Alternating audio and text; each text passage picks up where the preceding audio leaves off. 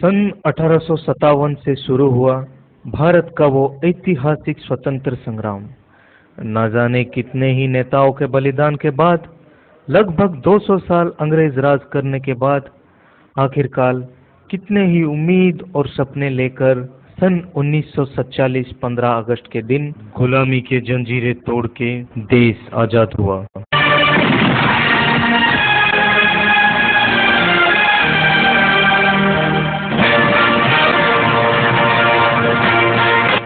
लेकिन मैं आज आपको दिखाऊंगा आजादी के 67 साल बाद जमाने के कुछ खट्टी मीठी दृश्य। ये जो सूरज उग रहा है ना, सन 2014 15 अगस्त के दिन जयपुर में। वैष्णव जन तो तेरे कहिए जे पीर पराई जाने रे। और आज इस स्वतंत्रता दिवस पर हमारे इस प्रोग्राम के हीरो बेबू पहली बार अपने पलटन लेकर परेड करने वाले हैं। तो आइए देखते हैं परेड ग्राउंड में क्या हो रहा है। अरे ये क्या, सुबह के 8 बजने वाले हैं और ग्राउंड खाली पड़ा है। लगता है 21वीं सदी के लोग थोड़े देर में उठते हैं। ये देखिए, ठेले वाला आ रहा है, ये सोचकर कि आज शुभ अवसर पर कुछ कमाई हो जाए। लेकिन स्टेज अभी तक खाली पड़ा है। कुछ बच्चे आए हुए हैं। ये बच्चा कितने खुशी से देश का तिरंगा लिए खड़ा है। और सच बताऊं तो आजादी का मजा बचपन में ही होते हैं। सुबह उठो, नहा धो के साफ किए हुए कपड़ा पहनो और स्कूल जाओ। वाह वाह वाह वाह, क्या दिन थे वो। काश वो दिन फिर आता। कभी सबके बचपन होते हैं और फिर समय के साथ साथ धुंधली सी यादों की पश्चिम छोड़ के आगे चला जाता है। याद है अब तक वो बचपन का जमाना, याद है, याद है अब तक वो बचपन का जमाना, याद है, याद है अब तक वो अधूरा सा फसाना, याद है। और ये देखिए, ये बुजुर्ग कुछ सजा सजा के बेचने के लिए सुबह से ध्यान लगाए बैठे हैं ताकि अपने परिवार के भूखों को आजाद कर सके। ये कैसी आजादी है भाई। एक बुजुर्ग उम्र के इस पड़ाव में अपने पोता पोती के साथ खेलने की बजाय सुबह से भूखा प्यासा बैठे हैं कुछ पैसे पाने के लिए। क्या हमारे नेताओं ने आजादी के यही सपने देखे थे? कौन है इसके जिम्मेदार, हम या हमारा हालात?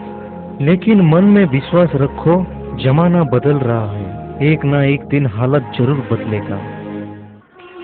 कितनी शक्ति हमें देना दाता, मन का विश्वास कमजोर होना।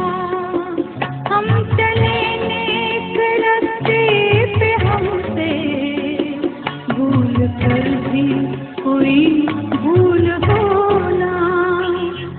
बहरहाल परेड तो शुरू हुआ नहीं और हमारा हीरो बेबू भी दिखाई नहीं दे रहा है। तो क्यों ना हम इस बीच जयपुर का शहर करके आते हैं। और सबसे पहले ये देखिए, जयपुर का बीचों बीच बसा है माँ जगत जननी मंदिर। ये मंदिर यहाँ का पुराना मंदिर में से एक है। ऐसा लगता है कि आदि माता जगत जननी जयपुर वासियों को अपनी छत्र छाया में रखे हुए हैं। और ये है जयपुर का राजमहल, जो अब खंडारा बनने की कगार में है। कहते हैं यहाँ का राजधानी पहले नंदपुर में था। फिर राजा विक्रमदेव वर्मा सन 1637 से 1659 के बीच अपने शासनकाल के समय में राजधानी नंदपुर से स्थानांतरित करके जयपुर में नींव रखा। तब न जाने कितने ही महफिलें और दरबारे सजे होंगे इस महल में। और अब देखिए, आंगन सुना और खिड़कियां बेनूर आंखें जैसे दिखाई दे रहे हैं। लेकिन अब सरकार ने दरवाजा पर एक बड़ा सा ताला लगाए हुए हैं। सुनने में आया है कि राज परिवार और सरकार के बीच में मुकदमा चल रहा है। और ये रहा इस महल के राजा, राजा वीर विक्रमदेव वर्मा। न जाने कितने ही सालों से धूप बारिश और ठंड से के यहाँ पर विराजमान है। ऐसा लगता है कि इनके आत्मा यहाँ पर बस गया है।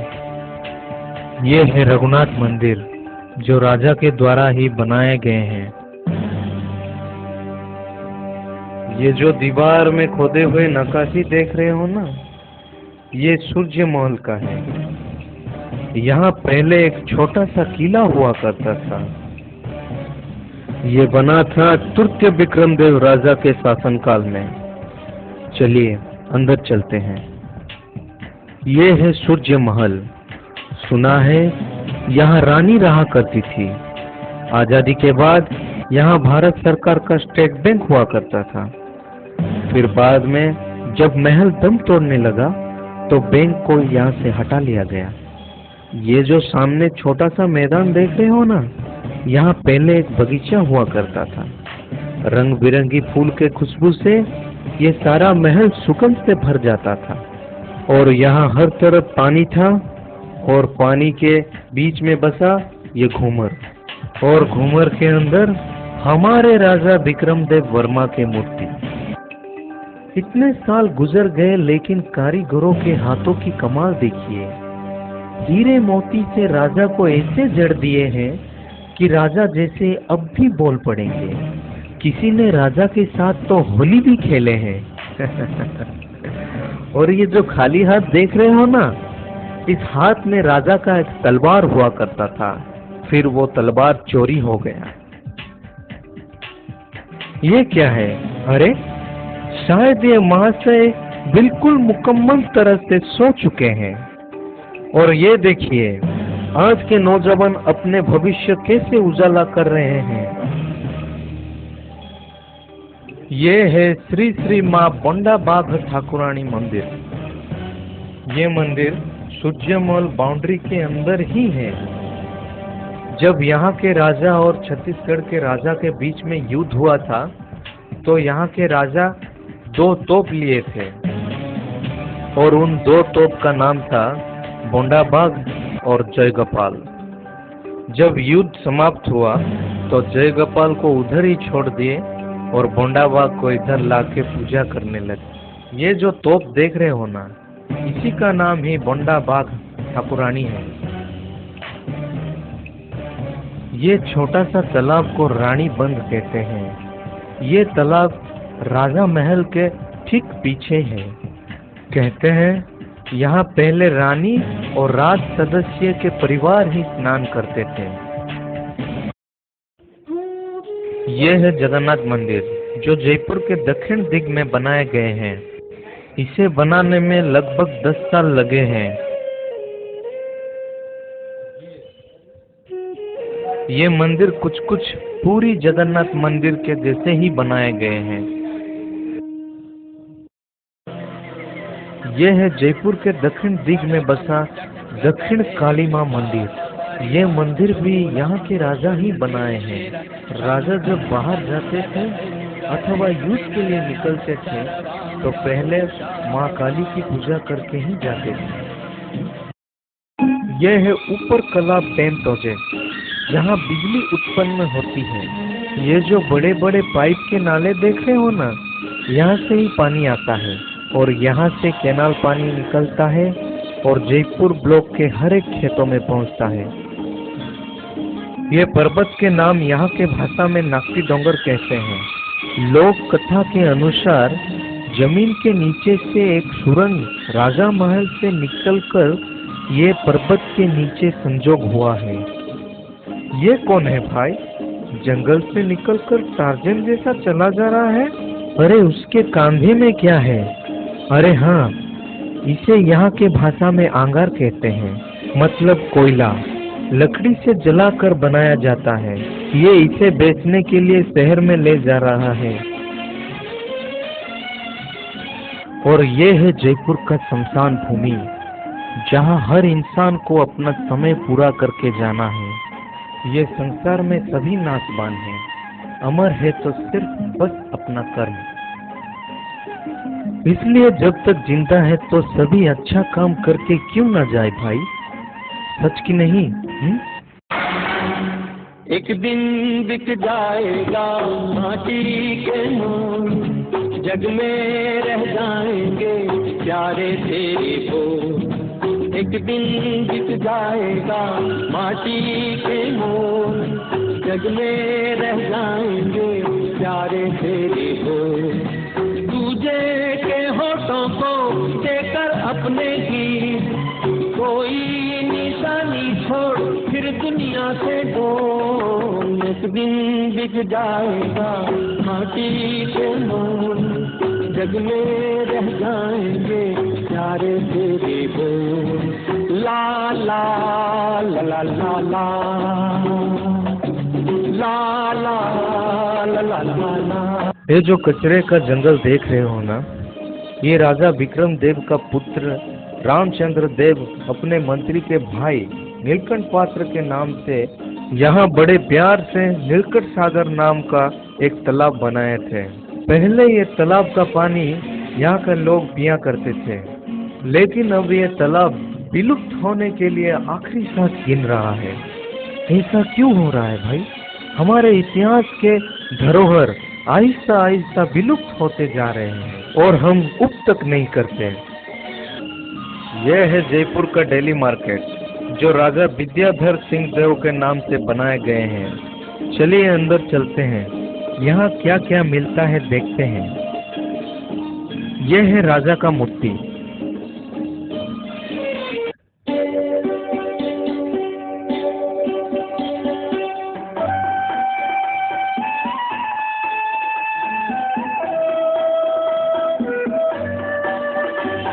ये मार्केट के सबसे बड़े खासियत चीज है, इसे यहाँ के भाषा में कोड्डी कहते हैं। ये बांस का छोटे छोटे चारा को काट के लाया जाता है, इसे यहाँ के सभी लोग खाते हैं। कहते हैं कि ये मार्केट से पहले यहाँ भी एक तालाब हुआ करता था।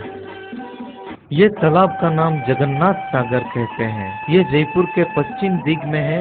ये बनाया गया था सन 1636 से 1659 के बीच में। इसे राजा द्वितीय रामचंद्र अपने प्रिय मंत्री के नाम अनुसार ये तालाब का नाम जगन्नाथ सागर बनाए थे। कहते हैं कि ये तालाब के बीच में एक पुराना मंदिर है। यह है जयपुर के ऑल इंडिया रेडियो स्टेशन, जो यहाँ के वासियों को मनोरंजन के साथ साथ लोक कल्याण कार्य करने के लिए अपने कांधों में भार लिए कई सालों से प्रसार हो रहे हैं। रुको रुको, ये आदिवासी महिलाएं क्या कर रहे हैं? देखते हैं। अरे, ये तो शायद भगवान का प्रसाद बांट रहे हैं। लेकिन नहीं, पूछने पर कहते हैं यहाँ के भाषा में इसे नाड़ी कहते हैं, जो इन्हें खाने के लिए साहूकार ने दिए हैं। ये खा के ये लोग दिन भर खेतों में काम करेंगे।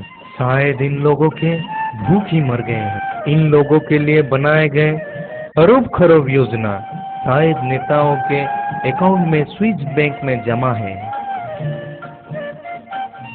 ये बड़े बड़े नालों से जो आग का धुआं उगल रहा है ना, ये जयपुर के पश्चिम दिग में बसा बिल्ट पेपर मिल है। यहाँ पेपर उत्पन्न हो रहा है और दुनिया के कोने कोने में भेजा जा रहा है। ना जाने कितने ही घरों के चूल्हे इसके वजह से जल रहा है। ये तो वही बात हुई भाई, जैसे सूरज खुद जलता है और दुनिया को उजाला देता है। जब ये जलना बंद हो जाए तो क्या होगा? सोचो सोचो। यह है जयपुर के कॉलेज, विक्रम देव ऑटोनोमस कॉलेज, जो राजा विक्रम देव वर्मा देश आजाद होने के बाद सरकार को ये जमीन दान पे दिए थे। ना जाने कितने ही छात्र इस कॉलेज में अपने करियर बनाए होंगे। यह है कॉलेज की लाइब्रेरी। पहले यहाँ राजा के दीवान रहा करता था और इसे दीवान बंगला कहते थे। सच बताऊं तो आज उड़ीसा प्रदेश में जयपुर शहर अपने कोई पहचान कायम कर पाया है या कोई पंचम बुलंद कर पाया है, तो इसका सीधा श्रेय जाता है जयपुर राजा विक्रम देव वर्मा को। आखिर मैं यही कहूँगा कि जयपुर एक ऐतिहासिक शहर है। इस छोटी सी आबादी में आपको पूरा शहर दिखाना मुश्किल है, इसीलिए बाकी और फिर कभी। अभी चलिए, ग्राउंड में सब लोग आए होंगे। ये देखिए सब जमा हो रहे हैं, लेकिन इस बीच में हमारे हीरो बेबू कहाँ खो गए हैं, देखते हैं।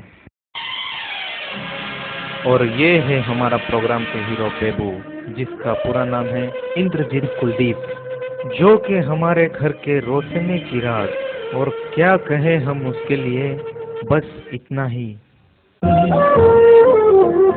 तुझे सूरज कहूँ या चंदा, तुझे दीप कहूँ या तारा, मेरा नाम करेगा रोशन, जग में मेरा राज दुलारा। तुझे सूरज कहूँ या चंदा, तुझे दीप कहूँ या तारा, मेरा नाम करेगा रोशन, जग में मेरा राज दुलारा।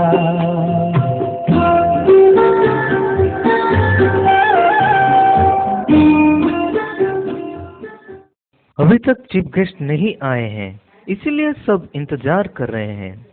इंद्रजीत अपने मन में एक नया उमंग लेके ऐसे खड़ा है जैसे एक खिलता हुआ फूल।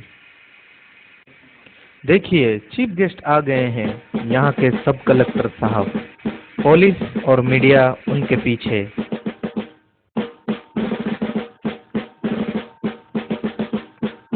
झंडा उत्तोलन हो गया है। ये है हमारा राष्ट्रीय गान, जन गण मन अधि।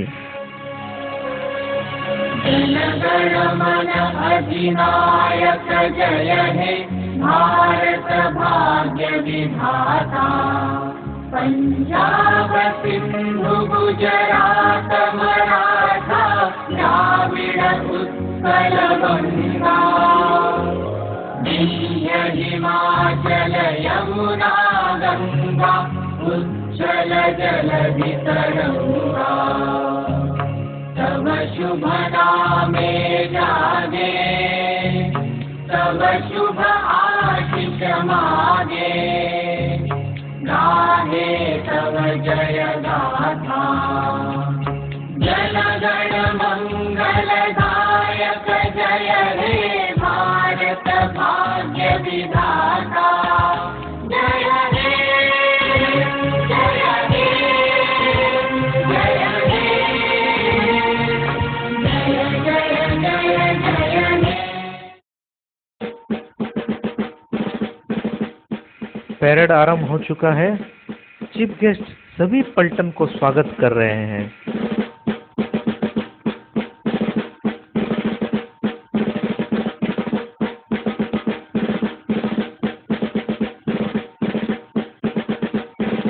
परेड 37 नंबर प्लाटून विश्राम।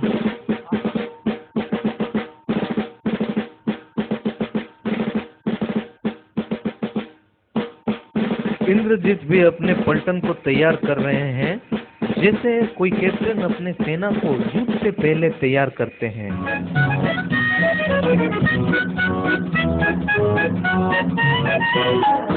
नन्ना मुन्ना राही हूँ, देश का सिपाही हूँ, बोलो मेरे संग जय हिंद जय हिंद जय हिंद जय हिंद जय हिंद।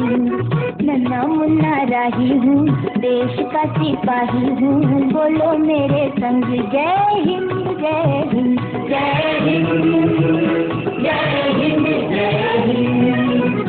रास्ते में चलूंगा न डर डर के, चाहे मुझे जीना पड़े मर मर के, मंजिल से पहले ना लूंगा कहीं दम, आगे ही आगे बढ़ाऊंगा कदम, दहने बाएं हम। नन्ना मुन्ना राही हूँ, देश का सिपाही हूँ, बोलो मेरे संग जय हिंद जय हिंद जय हिंद जय हिंद जय हिंद। धूप में पसीना मैं बहाऊंगा जहाँ, हरे हरे खेत लहराएंगे वहाँ, धरती पे पापी न पाएंगे जन्म, आगे ही आगे बढ़ाऊंगा कदम, दहने बाएं हम। ये सब कॉलेज के छात्र हैं। देखिए अपने कदम से कदम मिला के सीना चौड़ा करके कैसे आगे जा रहे हैं, जैसे अपने देश की विभिन्नता में एकता की याद दिला रहे हैं। देखिए इंद्रजीत भी अपनी छोटे से पलटन को लेके कैसे आगे जा रहा है। नया है जमाना, मेरी नई है जगह, देश को बनाऊंगा मशीनों का नगर। ऐसा लगता है कि आसमान के टिमटिमाते हुए तारे जमीन के चक्कर लगा रहे हैं। ये है हमारे देश के भविष्य। इसीलिए हर पेरेंट्स को हमारे गुजारिश है कि वर्तमान ही हर बच्चे को अच्छा ज्ञान प्रदान करें, ताकि भविष्य में दुनिया के हर क्षेत्र में देश की नाम ऊंचा करें। एक के बाद एक सभी स्कूल के छात्रों अपनी सलामी देने जा रहे हैं। और ये देखिए इंद्रजीत अपने पलटन को लेके कैसे सलामी दे रहा है।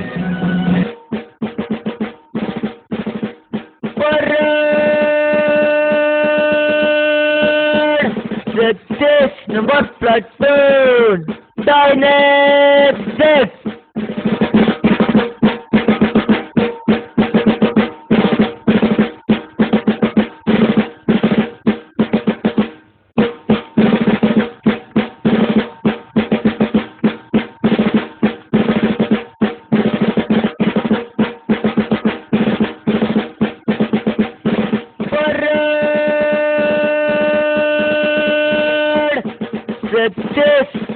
नंबर प्लाटून सामने देख।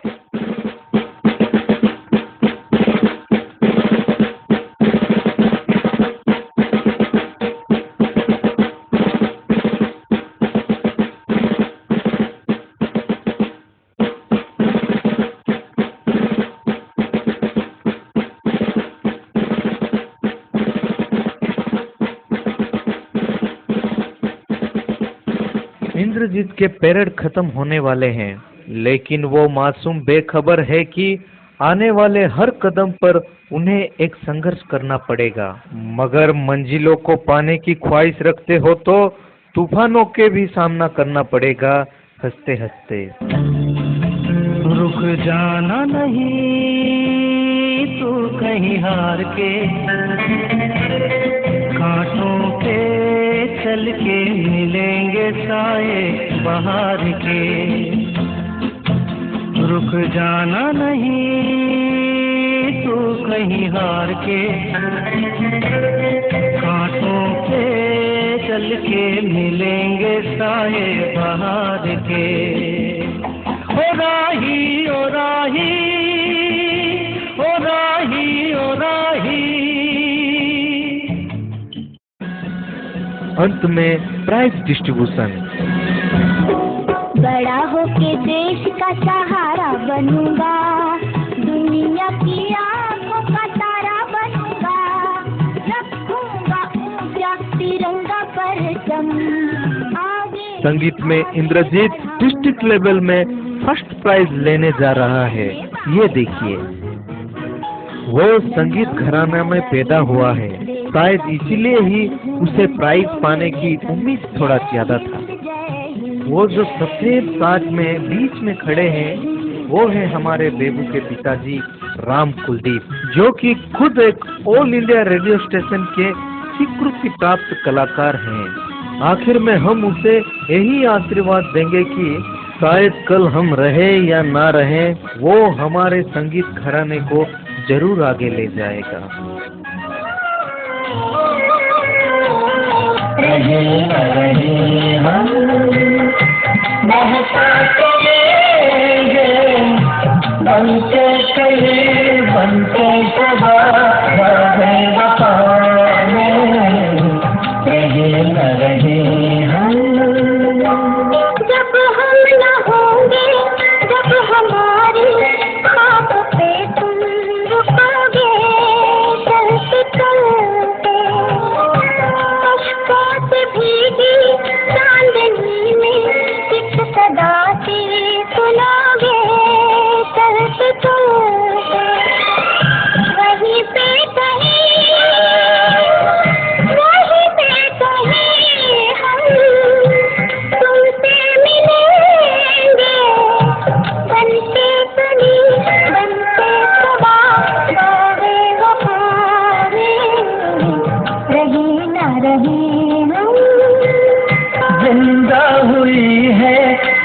जहां में आज इश्क वफा की रस्म हमसे ये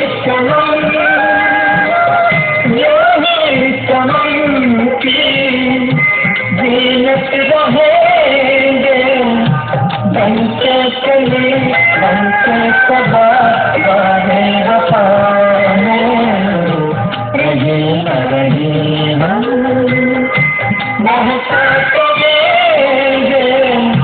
बनके चले बनके सदा वारे वफा में रहे न रहे हम।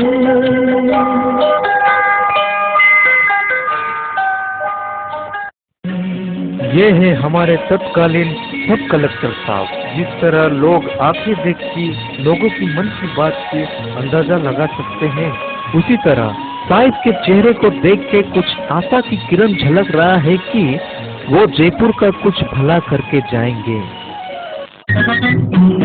रास्ते में चलूंगा ना डर डर के, चाहे मुझे जीना पड़े मर मर के, मंजिल से पहले ना लूंगा कहीं दम आगे।